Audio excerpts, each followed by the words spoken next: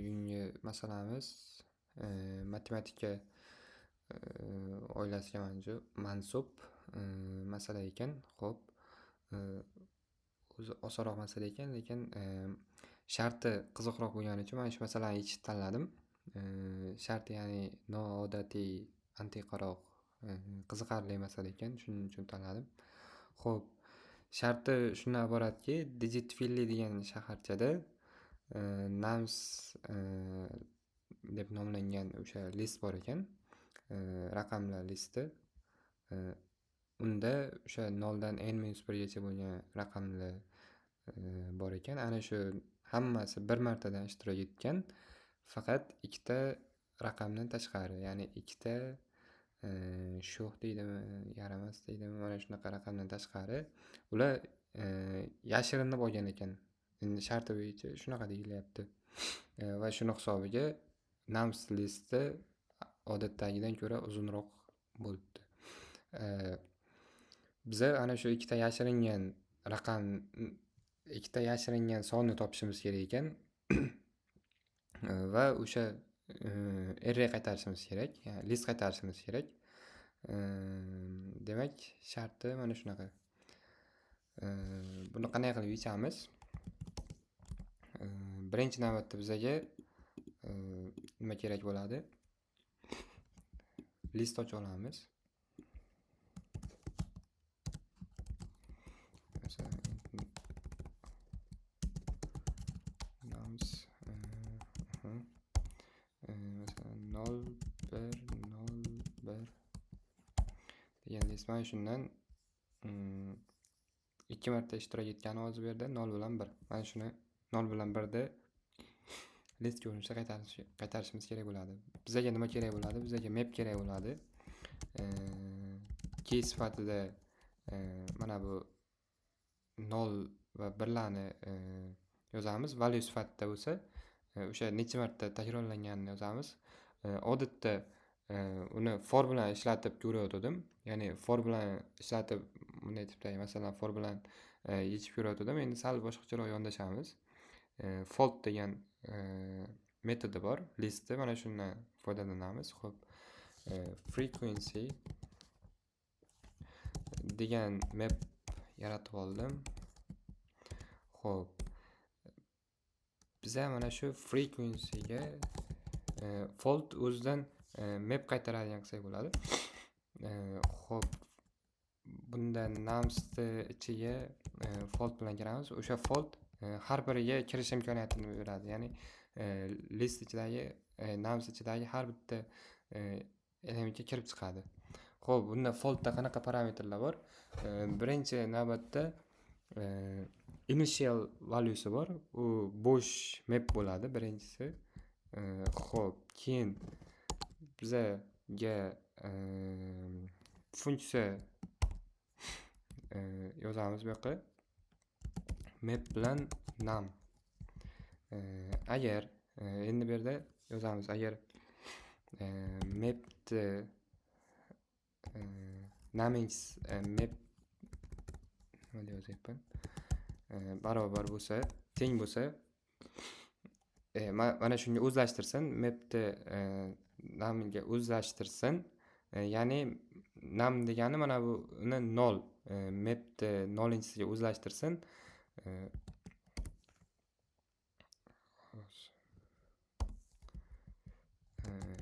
Nam agar null bo'ladigan bo'lsa 0 da o'zlashtirsin.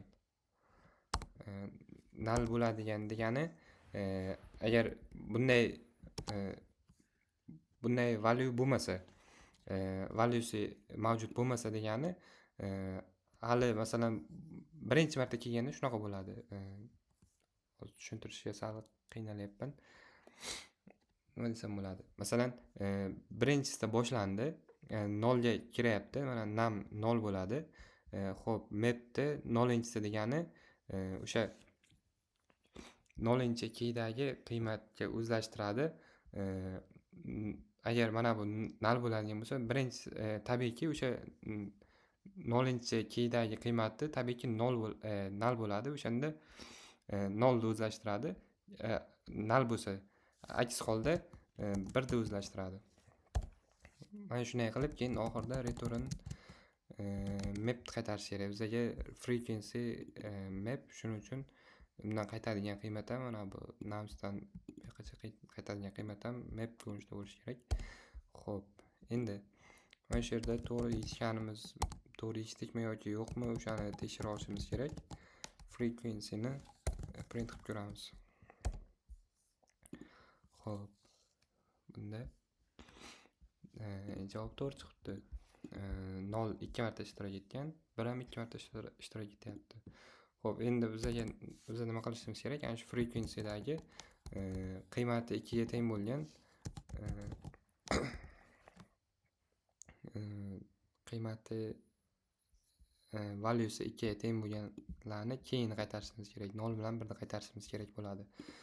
Buning uchun for each'dan foydalanamiz. Map ichida har bitta elementga kiramiz. Bunda bu ham key value orqali kiradi. Xo'p, if value'miz, ya'ni value degan 2 nuqta virguldan keyin 2 bo'lsa, xo'p, endi bizga nima kerak bo'ladi? Bizga uni yig'ib ketish uchun bitta list kerak bo'ladi. Result degan bitta list ocha olamiz. Bush list. Mana shu bush listimizga qo'shib ketsin, keyni qo'shib ketsin. Frequency'ni xato yozib qo'yibmiz. Endi bitta print qilib, mana shu resultni chiqarib ko'ramiz. Nima qiymat qaytyapti? Bu printni o'chirib turamiz. 0 bilan 1 qaytyapti. To'g'ri eshitibmiz. Endi boshqalarni ham tekshirib ko'ramiz. Xo'p, o'rniga 3 bilan 2 qaytish kerak ekan. 2 bilan 3. Mana bu yerda bitta joyi bor. In any order. Tartibsiz bo'lsa ham bo'ladi. Ya'ni 2 bilan 3 yoki 3 bilan 2 buni ahamiyati yo'q. Buni ham tekshirib ko'raylik. Xo'p, 5 bilan 4 qaytyapti. Bu ham to'g'ri. Xo'p, adashmasam to'g'ri ishlayapti.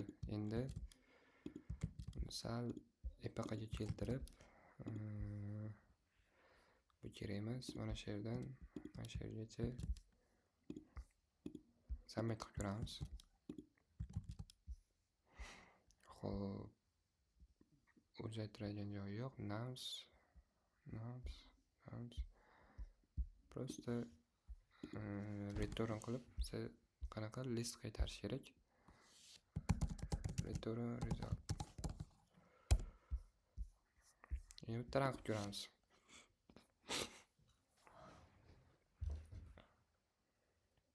Demak, 3 ta testdan o'tdi. Endi submit qilib ko'ramiz.